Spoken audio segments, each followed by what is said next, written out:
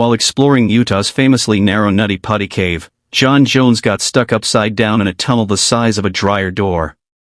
Due to the angle he was stuck in, blood began to accumulate in his brain, guaranteeing that he would die if he was not rescued as soon as possible. This is the story of John Jones and the Nutty Putty Cave disaster. John Edward Jones was born into a large family of 7 children. As children, John and his brother Josh were introduced to caving, or cave exploration, by their father. Throughout their childhood, they went on caving expeditions all over their home state of Utah, where they learned to love exploring dark underground tunnels. At 26 years old, John was now married and had a 1-year-old daughter. His wife was also pregnant with another child and they now lived in Virginia. He was also going to medical school to become a pediatric cardiologist. On Thanksgiving that year, John returned home to spend time with his family, and they all decided it would be fun to explore the famous Nutty Putty Cave to celebrate the holiday and connect. At around 8 p.m. on November 24, 2009, John and 10 other friends and family became trapped through the narrow entrance of Nutty Putty Cave. First discovered by caver Dale Green in 1960, Nutty Putty Cave is located 55 miles, 88.5 kilometers, south of Salt Lake City, Utah. At its peak, Nutty Putty attracted 25,000 visitors a year and was famous for its narrow, slippery tunnels and particularly narrow passages.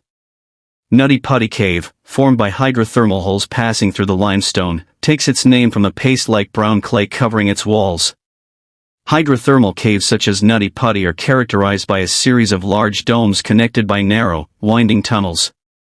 And the different parts of Nutty Putty have names to suit their sizes, like birth canal, aorta, maze, and scout eater. In total, Nutty Putty was explored to be 1,355 feet, 413 meters, long and 145 feet, 44 meters, deep underground. Nutty Putty Cave also has a bit of a turbulent history. Due to its popularity, the limestone rocks in the cave had become extremely flat and it was predicted that death would occur in one of these sections. In fact, in 2004, 5 years before John Jones entered the cave, 2 scouts nearly died in 2 separate incidents a week apart. In one of these cases, it took rescuers 14 hours to rescue a 16-year-old scout from a cave using a complex pulley system. Following this incident, the cave was closed to visitors and did not reopen until May 2009. A gate was also placed at the entrance, and visitors had to make reservations in advance to ensure only a single group entered the cave. Once. After entering the cave, the group discovered the largest chamber of the cave, known as the Big Slide. After this, John and his brother Josh and 2 friends decided to find a more challenging section, which they called the birth canal. The birth canal is a narrow passage that leads down to a larger chamber, through which it looks as if you were being born, hence the name. John found a hole in the wall that he thought led to the birth canal and went in head first. He crawled along his belly for a while and saw no place where the tunnel opened anymore. In fact, it was getting narrower as he crawled. At this point it's not entirely clear where exactly John is in the cave. Some sources think he entered the birth canal correctly, but then mistakenly turned down another part known as the Scout Eater, while other sources claim he was in a tunnel next to the birth canal called Ed's Push. In both cases, these tunnels are not wide enough for a human to pass through and as a result, they are not discovered. Finally he came across a sharp bend in the tunnel that led almost straight down. Thinking that perhaps this was the drop he was looking for in the birth canal, John made his way down the tunnel, which was only 10 inches by 18 inches wide. John soon realized that he had made a big mistake and that the tunnel had never been opened. It had narrowed further and was now upside down.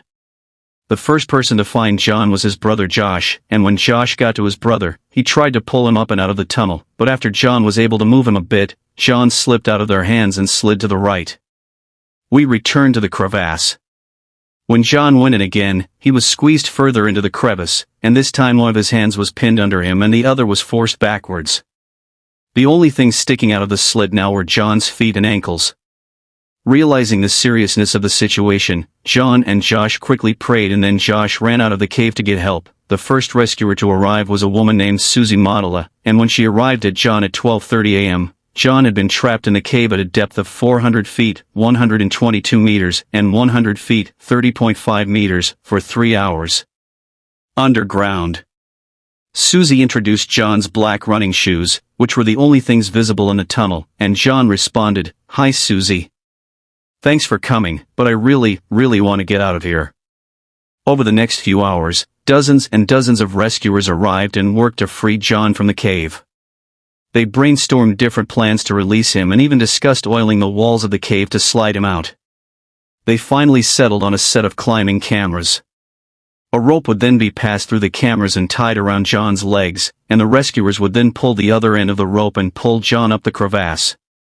While installing the cams, they also began drilling through pieces of rock to widen the tunnel. Unfortunately, drilling was slow because the passages were so narrow, taking over an hour to remove just a few inches of rock.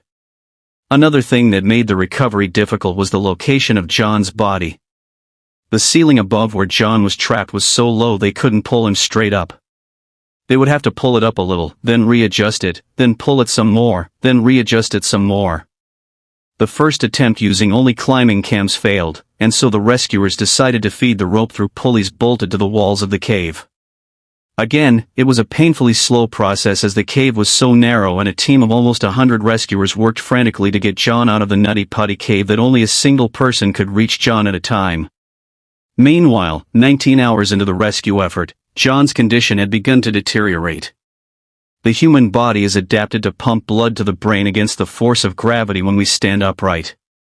When we are upside down, blood accumulates in the brain and the heart cannot work hard enough to pump blood to the brain.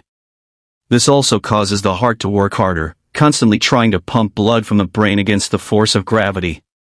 Eventually, the tension in the heart and the accumulation in the brain become fatal. As time went on, John began having trouble breathing and wavered between being calm and panicking. Also around this time, a two-way radio was brought into the cave and lowered next to John so that John and his wife could talk to each other. Even though they were both worried, they were trying to console each other as much as they could.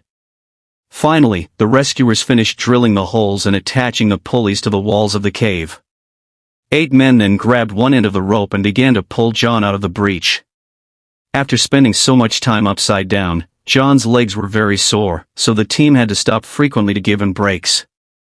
But they eventually managed to pull him up high enough for one of the rescuers to make eye contact with him. He looked tired, his eyes were red and he was complaining of pain in his legs, but he was actually smiling at the rescuers. After a final rest, the rescuers pulled John up once more, and when he nearly went out, suddenly the entire team fell backwards as the rope gave way in their hands.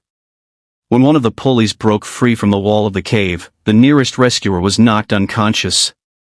When he came to, there was so much dust in the tunnel that he couldn't see anything. When the dust settled, he saw that a large boulder with a rope tied around it had broken off, causing the pulley to break free. At the same moment he noticed John slipping back into the crevice. This time it looked like it was even deeper than before. The rescuer also suffered serious facial injuries from the collision and someone had to come and take his place. When the new rescuer arrived, he noticed that John's breathing was much shallower and less frequent as he now struggled to stay alive.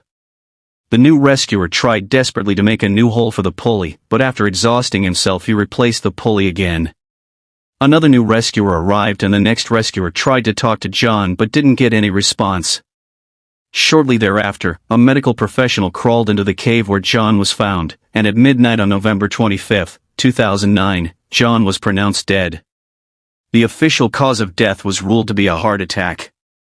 A total of 137 rescuers worked non-stop for 27 hours during the rescue, but were ultimately unsuccessful in rescuing John Jones from Nutty Putty Cave. The next day authorities decided it would be too dangerous to retrieve the body, so cement was poured into the entrance and John's body has remained there ever since. Thank you very much if you have watched this far. If there is a detail you noticed, please mention it in the comments. Let's solve the problems together and I will upload 2 videos a week. See you in the next video. I wish you a good day.